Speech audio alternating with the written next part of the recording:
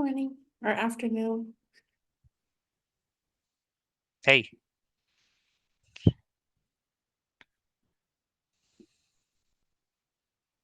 How's it going, Alex? good. How are you? Good, thank you. I'm not really in paradise, just looks like it. Hey, I would join you. Honestly, that looks better than my background. There's just nothing. Okay. Maybe we could all be relaxed with the view. Yes, yes. And then Bianca, do we know how many folks will be able to are joining today? I don't know how attendance is gonna be because I sent that Okay. email out like day before yesterday, so I don't know. If we Okay. don't have attendance, we'll just record it and post it, and that's all we can do. And then I can send out a reminder email with a link to this Okay. recording, and Yeah, we were just on the call with Slow just before this too as well, and I think we accidentally just missed the record aspect of it. So they were wondering, you know, if and when if a copy of the recording could be retraining. I know they were focused on like maybe just the return aspect, but it's up to you guys too as well. okay. I'm recording, so if they need to borrow my recording, they can. Okay.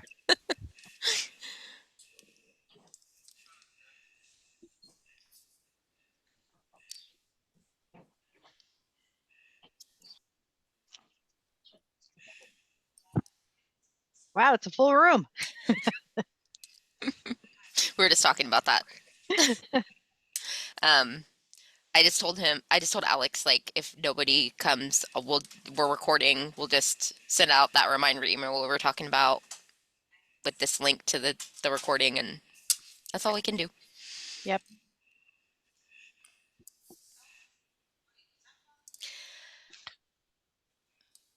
You want to go ahead and start? Sure. Okay. Okay, so start in Marketplace, red. Yeah. Do you have so when we were just on with Slow, they actually had like they could access, they had a page that had like the red and black, the difference too, but I think for you guys showing the difference between red versus black and obviously just discussing kind of the differences that so Yes. So I have CSU by Marketplace in Firefox, or I'm sorry, Edge, and then I have P2P in Chrome. So to start, we do have the P2P marketplace that you guys are used to shopping to. So this is shown here on my screen. So it is important to remember that you keep, so the marketplace is still available for shopping. I did update the org message for campus customers. So it is available for your viewing. So we have moved to P2P. So the CSU by marketplace that is shown here in red is still up and available. The difference is that Amazon is the only thing that you will be using in the marketplace, which is shown here in red. So the purpose of keeping the marketplace open is that you will only be able to use Amazon in the marketplace, and Amazon will only be used to purchase an e-gift card. So e-gift cards can be purchased, but you do have to have the pre-approval done using the hospitality justification form, which is available on the forms gateway in the business and staff homepage. So you can use a pro card, and you would have to reconcile the same way. So all of the punch outs are still available. They will eventually go away, hopefully by the end of April. So soon you will only be able to see the Amazon punch out, and you will only be able to purchase e-gift cards. If you have any questions about this, you can email the CSU by email here at csuby.csub.edu, or you can email the ProCard email at procard@csub.edu. Anything else you want to cover, Marina? or Julie? Nope. I think that was a good, thorough review. Okay, so again, CSU by Marketplace is in red. It will only be available for Amazon for e-gift card punch out. A helpful note, if you are going to be using Marketplace, it is advised to keep them in 2 separate browsers. If you have them up at the same time, the system won't know the difference. So I have the Marketplace up in one browser like Edge, and then I have P2P open in Chrome, because the system will get confused if you have the 2 systems up in the same browser at the same time. So do keep them in 2 separate browsers. Okay, so now we will move to Procure to Pay, and we will go over Amazon. Anything you'd like to add, Alex, before I begin? Nope. I think you can start the punch out and we'll kind of guide you through that process. Okay, perfect. So before we begin the Amazon punch out, I would like to add that you do need to be in your specific business unit before you begin your punch out. So to change your business unit, you need to go to the user, and you need to click change shopping persona. So changing your shopping persona, all of your business units will show up here. So you do need to select either foundation, campus, spa, ASI, or STU before you begin your cart, your punch out. You cannot change your persona in the middle of your punch out. You have to do it before. So always make sure you start with your shopping persona and a clean shopping cart. So as you can see, I have nothing in my cart, and I just changed my shopping persona to the one that I'm going to be shopping with. So we are good to proceed. I'm going to scroll down, and I'm going to select my punch out Amazon. So we're going to click here, and this will take me out to my Amazon page. Are you guys still seeing it? Just to Yep. verify? Okay, perfect. Yeah. Okay. So I'm going to add an item to my cart. Alex, I believe you did say you wanted me to cover a few things before we added stuff to our Yeah. cart. Yeah. Before we add, there's a few things that I want to cover. So if you hover over where it says where you would search for an item, there's that white text box that says punch out group, CSU by B2P prod.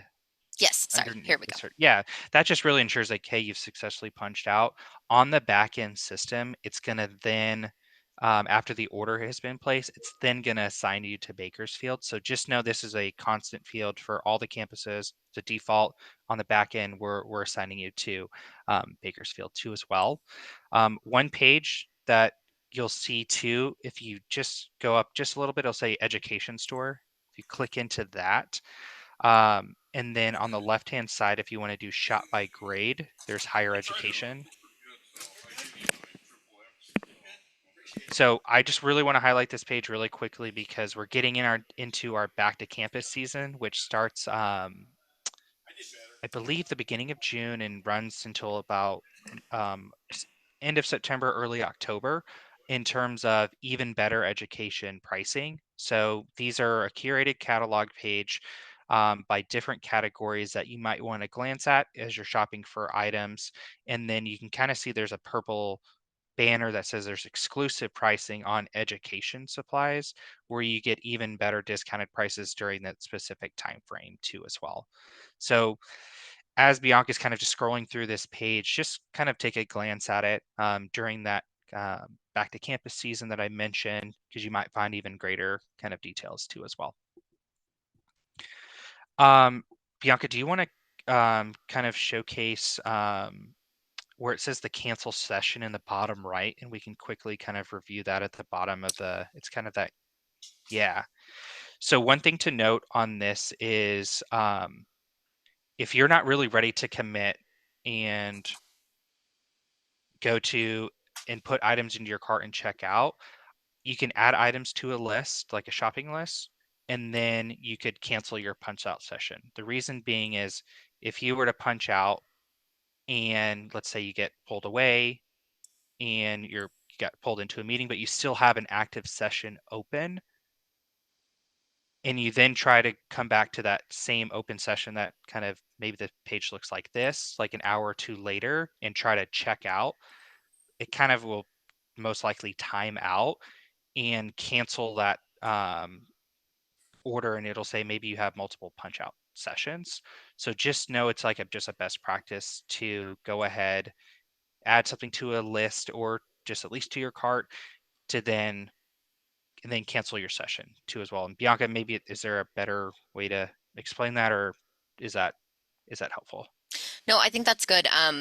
I would definitely agree that canceling your session is the best way to do it because it will time your session out if you don't do that. Awesome. And then do you mind going to the top and just search for an item really quickly, and I'll give you some quick tips and tricks too. That's the exact example that Darren used as well. So awesome. Great minds think alike. On the left-hand side, do you see where it says Amazon Prime as your filter? So I highly recommend putting this Amazon Prime option too as well. Gets those Prime eligible products, free shipping options too as well. But then you have that whole left-hand side to say maybe you want 4 stars and above. Maybe you want to support a climate pledge friendly as well. You know, all those different options that you can get even more details on as well. So now So you I'm can just click in. adding those Yeah, filters. yeah. So you can add as many as you want, and then you can kind of click into a product really quick. Okay, I'll go to that very first one here.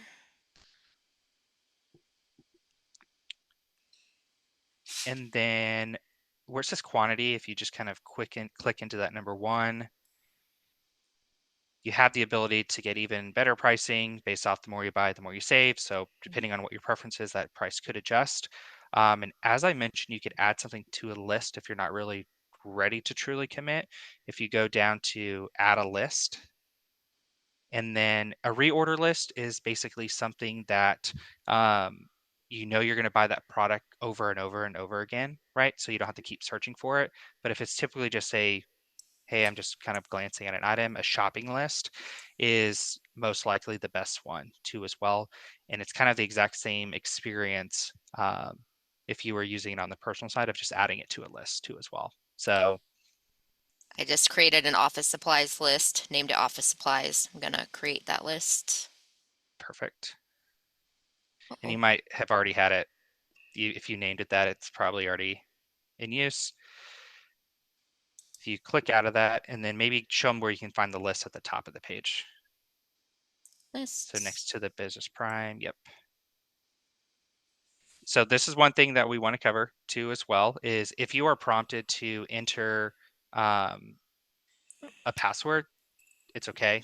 It's you're entering a non-shopping page, which is like your list or your orders or your business analytics.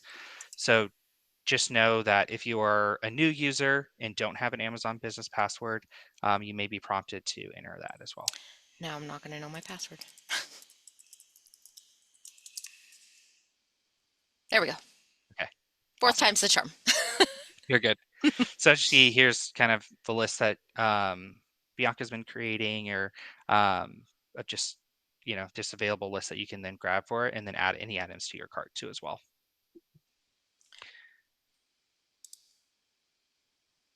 And then you can create a new list as she's showing on the screen right now, reorder list or shopping list, either or too as well.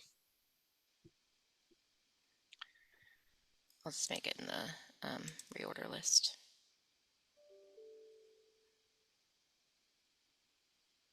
Okay, and then Perfect. And then as you like search for items or anything like that, you can add any of those items to that list as well. okay, I'm just gonna show how I have some orders, and then just gonna add this to my cart. Okay, perfect. Okay. And then given that we're in this page, we'll go to checkout and then we'll come back to returns in just a little bit. Okay. So you want me to proceed to checkout? Yeah, let's proceed. Okay.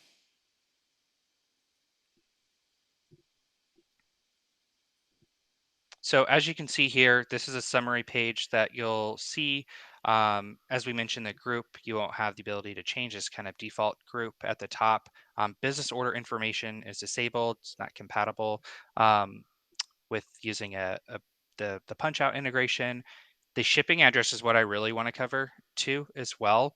You may see when you're checking out an option to select like Bakersfield address on there, but that may not be the one that you actually want to ship it to. The one showing in the Amazon business account is just a placeholder address. Once you bring the cart back over into the P2P, then that's where you can update your ship to address. So very common question that we get from folks is, why can I change my address that's showing on the Amazon business page? It is a placeholder. So just proceed.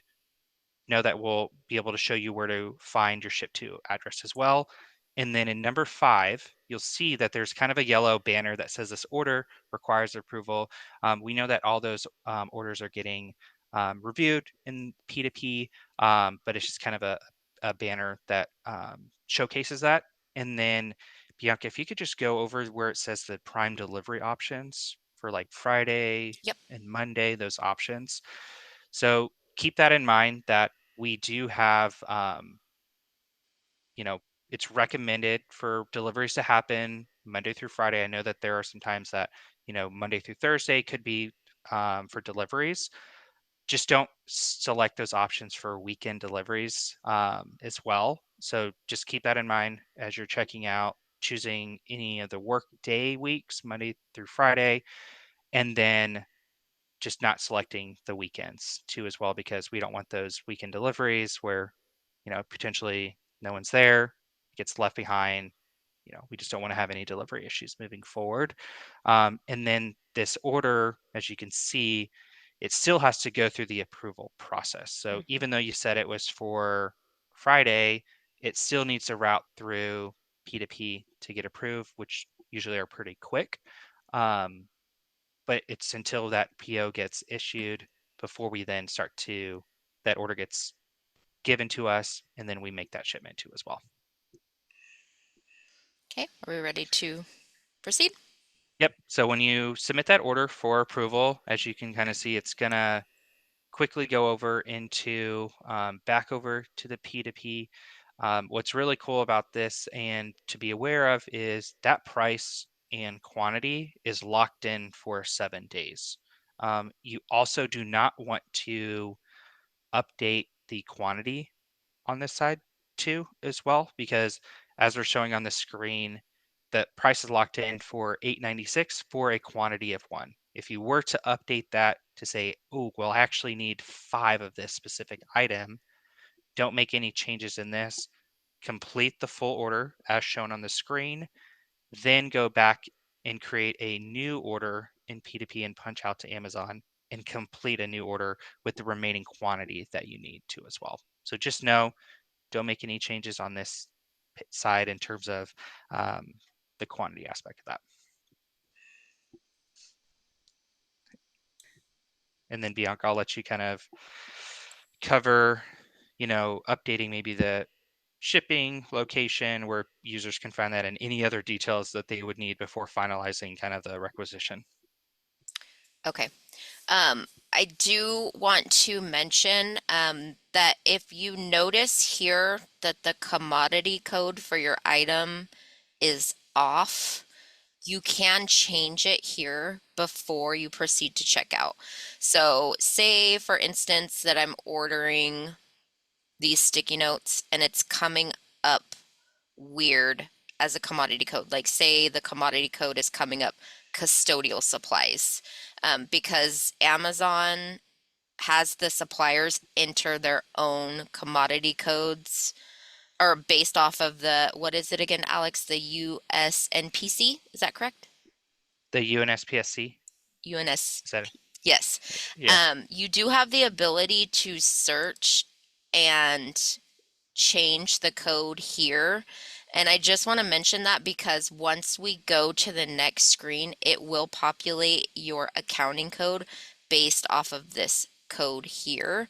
So you do have the ability to change that. And I just want to mention that because it will populate your accounting code. And if you don't change the commodity codes here before you go to checkout, then you will have to account override in the next screen, which will have to go to accounting review, which adds an additional workflow step. Marina, do you want to add anything here before I move on? Yeah, we had a situation where a test that was ordered for, I think, health services or one of those departments was flagging as a food item. And so that was then triggering catering review. And so that was one where we would want that commodity code and account number to be reflected correctly. So it's not triggering an unnecessary review. I know there's really not a way to modify the mapping for UNSPC to the commodity code, at least at this point. So if you see those weird situations pop up, then certainly make that change. And if you want to speak to someone in procurement on them, then reach out to our CSU by email group, and we can advise you what would be the appropriate commodity code or account code override for that. Thank you, Marina. Okay, so I'm okay with this commodity code here, so we're okay to proceed. So I'm going to proceed to checkout.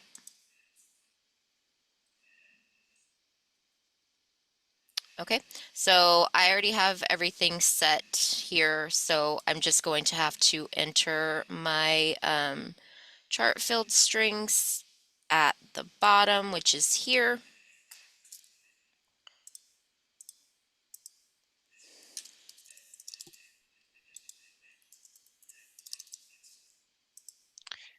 And one thing to note too, as well, as you can kind of see on that right-hand side above your total, it's showing you what fields need to be completed before you can actually submit it. So there was like a red and a yellow banner. It says, hey, these fields need to be completed before we get that requisition fully submitted. So Bianca was kind of just showing for her specific example right now what was missing.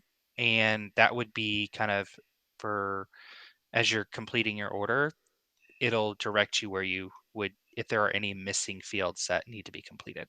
Correct.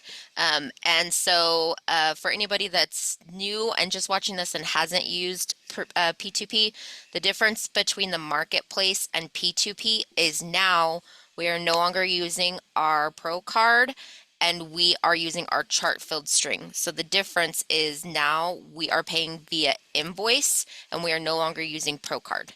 So you will not have to reconcile because we are using our chart filled string, and this will get paid via invoice, and we're no longer using ProCard. So I'm entering my chart filled string.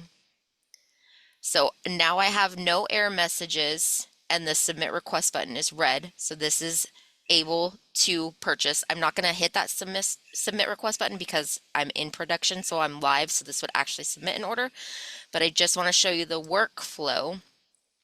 So this is showing you that this is going to go through validation. So what validation means is that it's a bot. So P2P within the system is just checking those chart field strings. It's just checking the order, making sure everything is good. It's going to go to DOA approval. So since I used the procurement chart field string, it's going to go to Marina and Stefan. So basically either Marina or Stefan can pull it from their queue and approve it. And then it's going to go through validation one more time. It's just checking those chart field strings, making sure everything is good. Then it will create the purchase order and then it will finish. So again, it's going to send that purchase order to Amazon. Amazon will ship everything and then send an invoice through the system. And that is it. And I would say then the next piece that we could talk through is like what happened. Is there anything to do with the receiving aspect that needs to happen within P2P that people need to mark as received? Go ahead, Marina. You're on mute.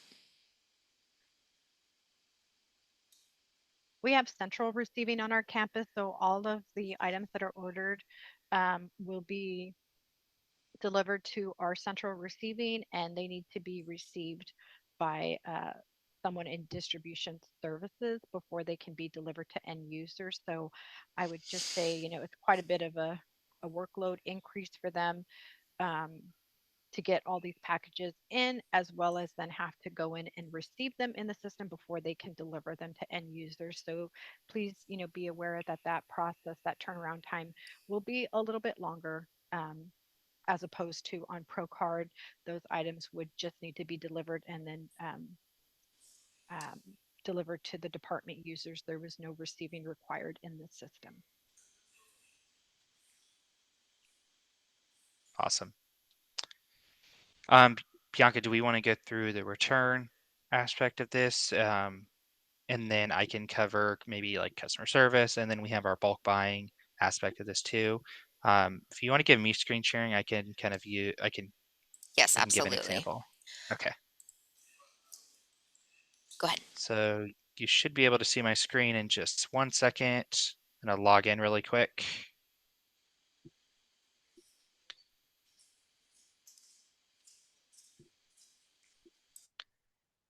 Okay, awesome.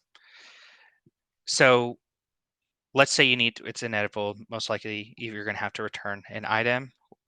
So as a buyer who put in that order, you can hover over your name and you would select your orders. And then I do have access to all campuses, so I'm going to go just to Bakersfield and see if we can get an example. So you can start to see here were some orders that were placed, but you can track the package, and then there should be an example of if you ever needed to return an item, you would click on these prompts. I'm not going to click on it, but it's going to say, hey, what's the reasons why?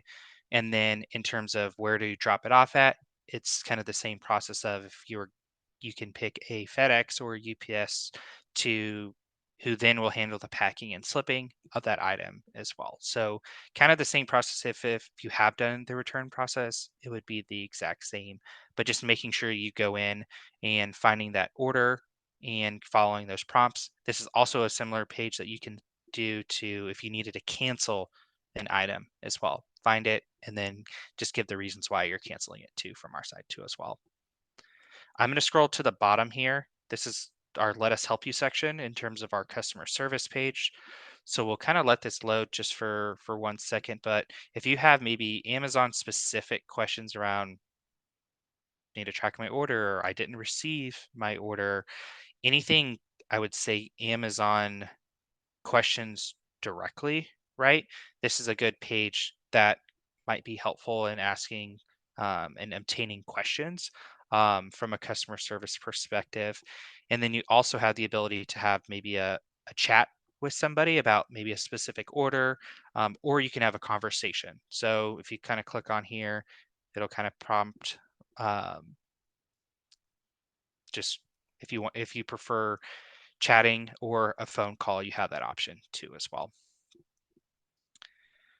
One thing that I'll quickly cover too, as well as our bulk buying opportunity too as well. So if you hover over your name and go over to bulk ordering, you have the potential to buy in bulk too as well. I know the threshold right now says 10,000, but it's actually 7,500 for education institutions and or 999 units. So you could create a bulk order.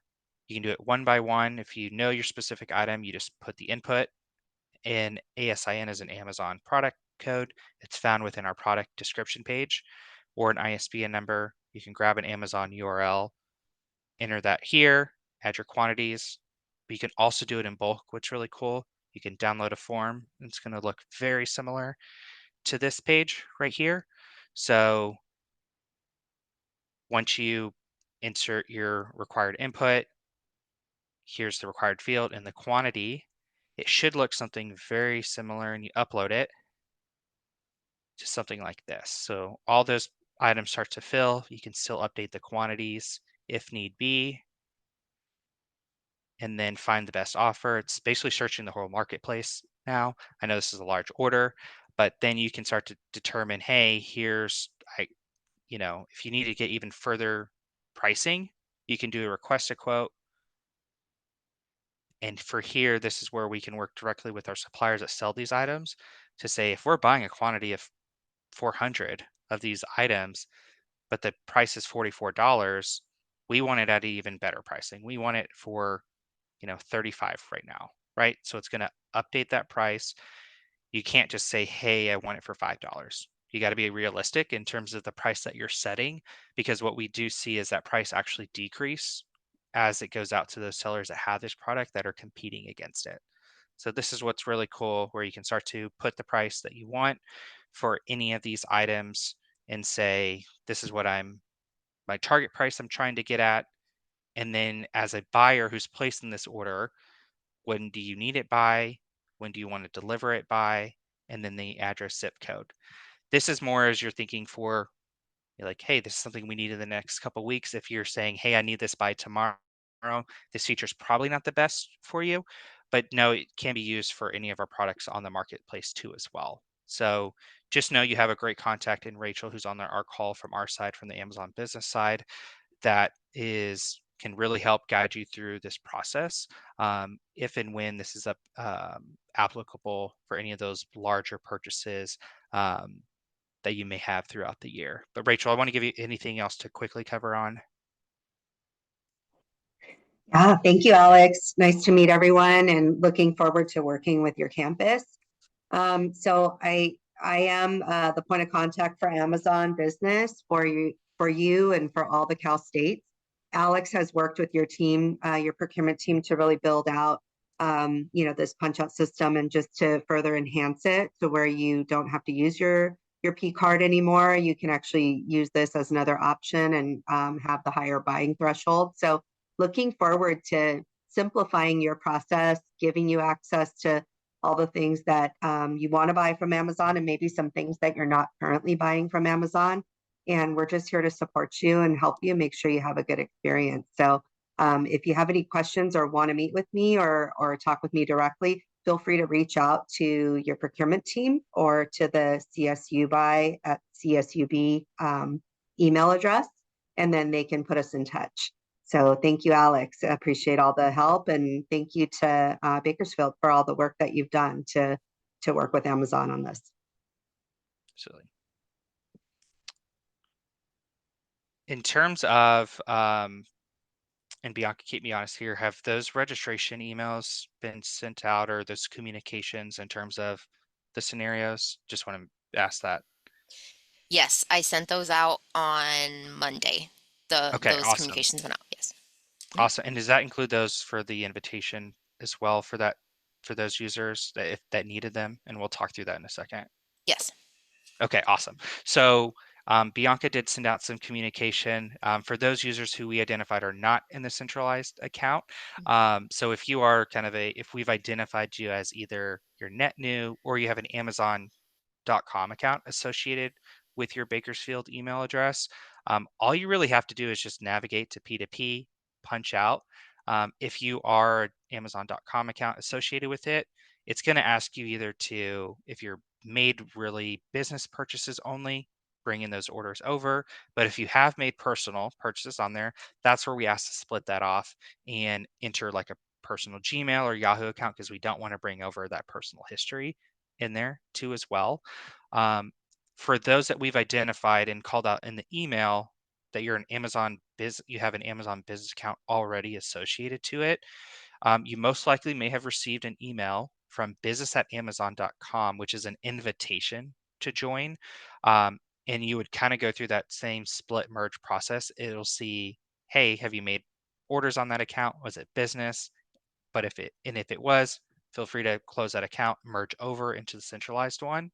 But if it was personal, obviously, as I mentioned, update the email address to a personal email address before converting over to as well. The key with those identified as this, you have a business account that's not the official one, go through the invitation process through that business@amazon.com invitation, complete the registration.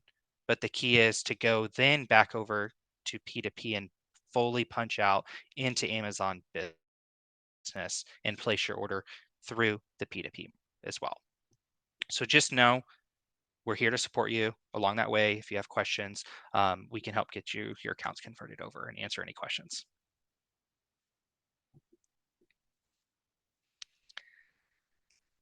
So outside of that, hopefully this has been helpful for the group.